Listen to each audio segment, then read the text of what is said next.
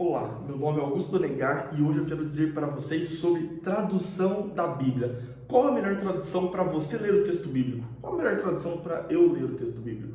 Então fica ligado nesse vídeo, vai ser bem interessante. Eu trouxe aqui algumas das Bíblias que eu tenho em casa, algumas Bíblias de estudos e outras que não têm estudo, mas que têm traduções diferentes. Para falar qual a melhor tradução para você ler, primeiro você tem que entender sobre os textos originais. Não é nada profundo, é bem simples. O Antigo Testamento ele foi escrito, a maior parte dele, em hebraico. E o Novo Testamento nós temos ele no idioma grego. Então, quando nós temos a melhor tradução, nós temos que pensar no quê? Que não foi escrito em português, mas que foram traduzidos de outros idiomas. Esses textos, para ser melhor para nós, tem que ser textos que nós conseguimos entender. Quando nós pensamos nas traduções de João Ferreira de Almeida, as que ele mesmo fez, usava PH no lugar da letra F, e várias outras coisas. O idioma era bem diferente do português naquela época. Então, se nós pegarmos o idioma do João Ferreira de Almeida, que é um dos tradutores da Bíblia português mais conhecidos aí, e formos lê-lo hoje, vai ser bem difícil a compreensão nesse sentido, e até tem palavras que se tornaram arcaicas, ou seja, que caíram em desuso, que não são mais utilizadas. Então, essa é a primeira atenção que nós temos que ter. Então, Bíblias que trazem no nome atualizada, normalmente, o que eles fizeram? Tiraram as palavras arcaicas e colocaram palavras mais simples. Então, a Nova Almeida atualizada, a King James atualizada, que é uma excelente tradução, a King James original, e o atualizada, significa que foi tirar essas palavras arcaicas e colocado palavras novas, palavras mais utilizadas hoje, não palavras novas. Se formos pensar também na Almeida do século XXI, a Bíblia transformada, todas essas são traduções que facilitaram a compreensão. Só que eu quero abrir um parênteses aqui sobre algo que me preocupa.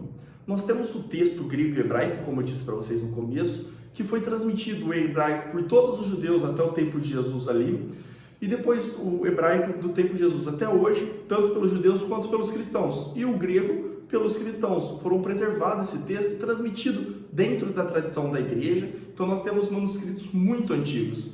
E essas traduções mais antigas, por exemplo, a King James, ou a Almeida Corrigida Fiel, conhecida também como ACF, Almeida Corrigida Fiel, são traduções que utilizam esse texto que foi recebido pela igreja. O nome técnico dele é Textus Receptus, ou seja, recebido, vem do latim.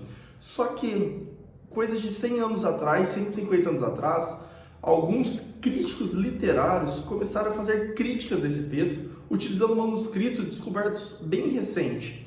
Nós não temos credibilidade para esses manuscritos. Então eles começaram a costurar uma colcha de retalhos e fazer um texto todo remendado, com vários trechos de manuscritos, conforme eles querem fazer. Eles vão ter uma metodologia científica, eles vão ter algo que eles vão se justificar, mas que para mim perde relevância, porque não são textos que foram preservados pela igreja. Nós nem sabemos de onde vêm esses textos. É comum ter erro de cópia, e esses textos que eles estão encontrando hoje podem ser textos que foram descartados por serem cópias ruins. Nós não temos como medir isso ou mensurar isso. Então, qual que é o adendo que eu quero fazer para vocês? Observação bem importante agora. Essas traduções mais novas, eles facilitaram a linguagem, só que eles começaram a utilizar esse texto moderno, que é um texto crítico, e não é porque é moderno que é melhor.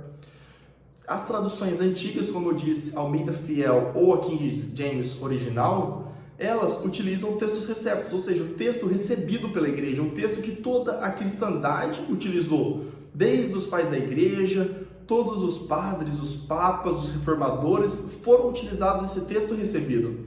Então eu quero indicar para vocês o quê? Qual que é a melhor tradução? A melhor tradução é aquela que você melhor compreende. Mas isso tem que ser equilibrado com o quê? Com uma cópia mais fiel ou mais próxima do original. Eu dou o exemplo das atualizadas, que são traduções mesmas da Bíblia, que já estão usando o texto crítico. Só que nós temos as mais tradicionais, por exemplo, a King James ou Almeida Corrigida Fiel, que usa o texto recebido pela igreja. Então, essas são melhores para estudo, essas são melhores para se aprofundar teologicamente, só que as atualizadas são mais simples, mais perto de vocês. Então, eu aconselharia vocês terem as duas. E por isso que eu vou deixar um link da Amazon para vocês poderem ver alguns preços. Esse link, eu como afiliado, vou ganhar uns troquinhos ali para mim também, que vai ser para melhorar a filmagem e tudo. E por outro lado, eu quero falar outra coisa. Nós temos outras traduções, por exemplo, a Bíblia, a Mensagem, a NTLH, nova tradução na linguagem de hoje, e alguns outros. Só que essas traduções não são simplesmente traduções, mas são paráfrases. O que significa? Eles não traduziram palavra a palavra ou sentença a sentença, frase a frase. Eles pegaram frases completas e modificaram essas frases para ficar mais simples o entendimento. Então você não tem mais palavra a palavra do original ali. Então essas Bíblias para uma leitura corrida é melhor, vai ficar mais simples de ler. Porém, essas leituras mais simples não é fiel ao texto. Então, para fazer uma boa leitura, para tirar ensinos teológicos, não seria o melhor. Então, eu queria te aconselhar a ler a NVI, que é a Nova Versão Internacional, que, embora utilize o texto crítico ao texto moderno, ela tem uma facilidade da leitura que vai te ajudar. E se você quiser tirar algumas dúvidas teológicas, você consulta uma Almeida Corrigida Fiel ou a King James. E o interessante da NVI é que ela tem notas de rodapé.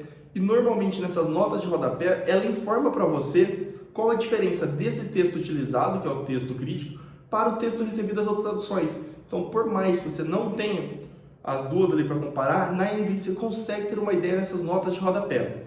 Então, por esse vídeo é isso. Se você curtiu, deixa seu like aqui, se inscreva no conteúdo e não esqueça de mandar para os seus amigos. Manda no grupo da igreja, manda no grupo dos seus amigos, que isso vai ajudar a levar esse conteúdo de qualidade para frente, tá? Um grande abraço, Deus abençoe vocês.